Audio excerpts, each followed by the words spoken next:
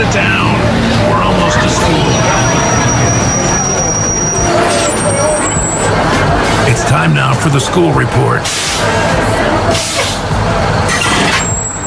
Today we welcome Mike Beighley to the studio, the superintendent of the Whitehall School District, brought to you by Poppy Bus Service.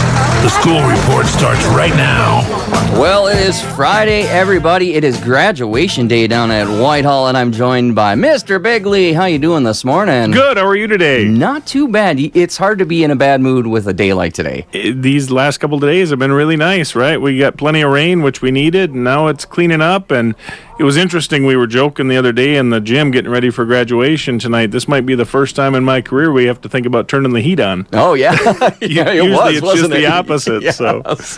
Yeah, so we might as well kick off right now with a graduation, end of school year. It seems like we just started talking about the beginning of the school year, and now it's over. It seems like the years go faster and faster. But, yeah, we're excited. You know, it's always bittersweet when you start saying goodbye to kids, and at the same time we know what the world has for possibilities for them. So I think, you know, it's always, again, it's an opportunity. It's the board's opportunity to really celebrate the accomplishments of these young folks, and 50 of them going through the ceremony tonight. So we're excited about that and look forward to allowing them on to the next phase of their lives. Yeah, yeah. And you said the seniors' last day was Tuesday? They were there Tuesday, had their class trip on Wednesday.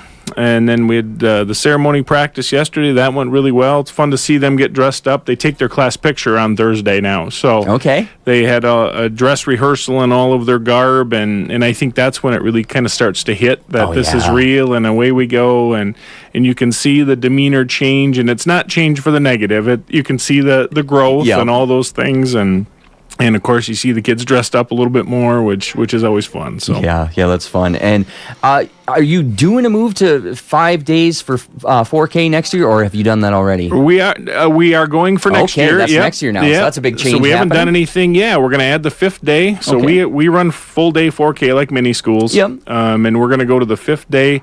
That'll be a flex option for folks. So they're not going to be required to come on Fridays if they want. I think that's what we're looking at is the 4 days of the week will be Monday through Thursday, and then we'll offer that 5th day. We know the challenges of childcare, and especially 1 day a week childcare. Yeah. That puts a strain on everybody. Yes, it does. And I think we found a relatively cost-neutral way to make that happen, and also do a little bit better job, perhaps, of school readiness training for our kids. So Mr. Eide found ways to run them through our special schedule. So they'll see Phi-Ed, they'll see art, those things. And, you know, our 4K programs and to some extent our 5K programs are kind of a blend of some academic prep along with a lot of social awareness, social emotional learning. How do you be in school? How do you get along? How do you work through all of those things? So I think we're excited. You know, it's a value add, I believe. Again, we're not forcing anybody to come. Yeah. But I think certainly it's one more thing that can attract folks to our school district as well. But again, and compliments to our staff for how they've handled that. And everybody sees the value, right? We see the need. And I think we have continually had folks in our school district willing to step up and make adjustments on their own personal side to be able to do the right things for kids. So we're excited about that. That'll start in the fall, and you know, I think it's certainly something folks can be aware of. So yeah, and it's a service to the community too. You know, as many of you do, because you talk childcare. I know from a parent when my kids started in 4K, it was kind of when they first started that. It really helped prepare them for kindergarten, get them started, and they loved it. Right. And, you know, it's a little more fun than regular school for these kids. It is, and you know, and we build rest time in and things like that. So it's not like this is grind out mode where we're talking the same approach that we do for freshmen through seniors in high school, right? Where we know what we're doing in that capacity, and I think it's. Again, the move is all part of a greater vision. You know, we have a desire, as we have shared, and I think our folks believe, we try to get better every day. It's not a cliche. We really try to find ways to get better. They don't always work. We really sat down, I think, and looked at a collective and comprehensive approach of what do we need to do to improve.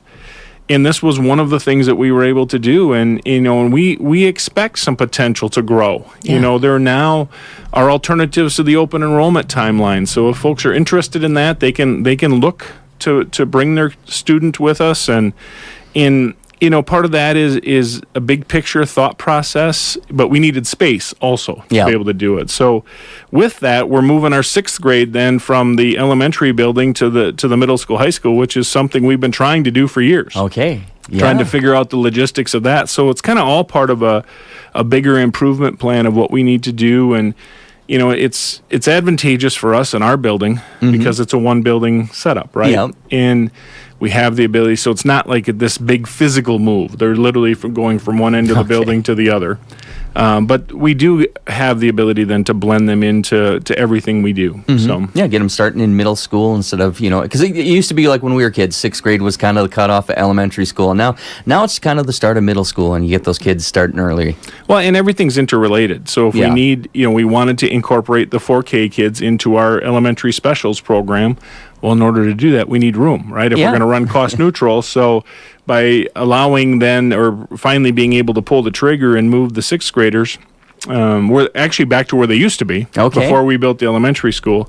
And, I think then we can incorporate those folks into that middle school programming. So now, when you blend, again, here's the interrelatedness of all this stuff, right? I think most folks know we're moving significantly into a high-tech rich environment in terms of personalized learning and in the efficiencies that creates. So we can rebuild our middle school. Yeah. And that allows our 6th, 7th, and 8th graders now to have STEAM or STEM activities all day or each day. Okay. Grades 6 through 8. So that's huge. Yeah, that's great. Opportunities to apply a lot of the things that we learn. We're going to add a future skills course for grades 7 and 8. I think that's huge. All part of this overall look at what we need to do to get better. So.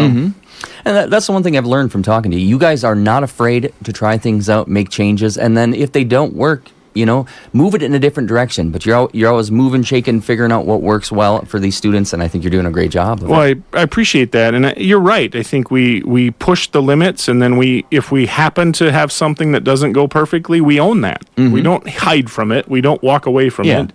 And we all know leadership is hard, right? Yes. I mean, it's easy to follow. It's easy to deny. We got plenty of that going on in our world right now. And it's really easy to just make comments, not being involved. Take shots at everybody else, right? Exactly. And or criticize or whatever. But, our board, our community, our staff, I think has always been willing to put themselves out there, and that's just part of what we do. So, especially in this world we live in, right? We're looking at voucher expansion. We're looking at a lot of different things that have potential to really stratify, really separate what we're doing and and I think you can look at it and see some short-term gain.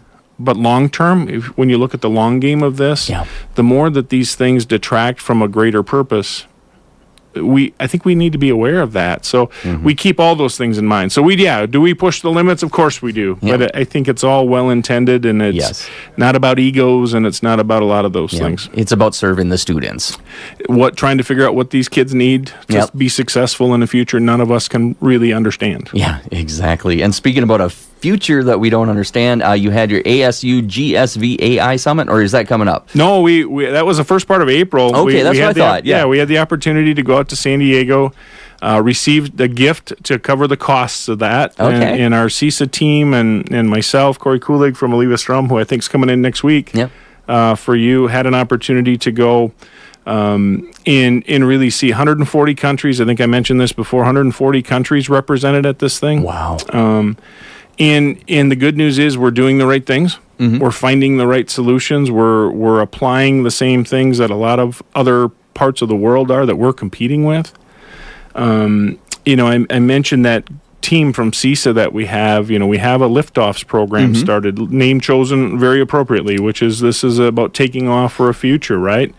And even that has come under some fire. Folks look at that from a cynical perspective, or I'm into compliance. I don't think we should be pushing the limits. The rules are this, or the interpretation of the rules, which is really more important. Yeah, that's usually what it is. Folks have their interpretations of things, and I've never met a more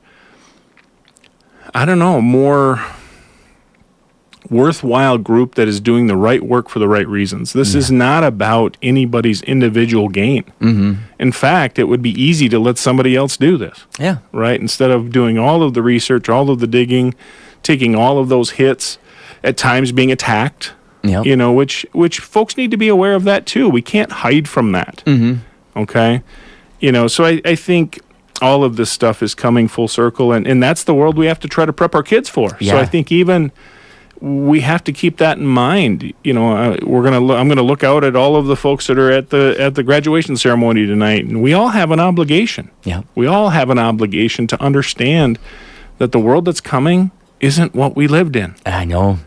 And we're going to have to get uncomfortable. Yep. We're going to have to change. We're going to have to do all those things that we keep talking about. But, you know, I think you're right. I think we push the limits. We try to find the ways to do so. But it is research-based. It is really... You're not just flying by the seat of your pants. No, we've You're done the doing homework. Yeah. We're trying to figure it out. And we're also building a world that's never existed. Yep. So we will make some missteps once in a while. Yep. We haven't really found any yet, which is good. Yeah, but that's good. Well, that's human nature. You know, people forget they want to try to be perfect in everything they do, and human nature is trial and error, and you don't look at those errors as a loss. It's a learning experience to move forward with. Exactly, and we don't ever learn. You know, I remember part of the WIA work I did. A lot of talk about you learn from the humiliation of defeat. Yeah. One of the reasons that we engaged in school-based athletics from the first place was to teach, not win trophies and medals. Yeah. Was to teach life lessons that prepared you for difficulty and all of those things. And now I think, again, I mentioned the changes we're making in the middle school schedule. We have STEM and STEAM opportunities. I keep saying STEM or STEAM because folks use those interrelated. And the A comes into that with a couple of different fronts. We have agriculture and we have art, both, as part of that whole thing. So, you know, I think we're providing those opportunities now literally early elementary through high school. So we have to prepare kids for the world. And knowing as adults, I think I mentioned one of the other days, we have 8 generations of people coexisting right now. Yeah. Makes it difficult, right? Oh, 8 different perspectives and 4 just in the workplace. That's tough. Yes. You know, so I think it takes communication and it takes trust. And once again, I'm fortunate. I feel fortunate every day to work where I work and live where I live. And it's all good stuff. Yep, it's all a great community, and like I said, graduation coming up tonight should be a good time. Bittersweet for the parents out there, but congratulations to all the kids who are graduating. And anything else you want to cover before we run today? No, I think other than happy Memorial Day weekend, everybody. Enjoy the festivities. We have folks, we have things going on in Pigeon Falls. We have things in Arcadia, and I just hope we see everybody on Tuesday. Yeah, so should be a good time. Thank you, Mike Beighley, for being here. We are going to get back into the music right after this short break.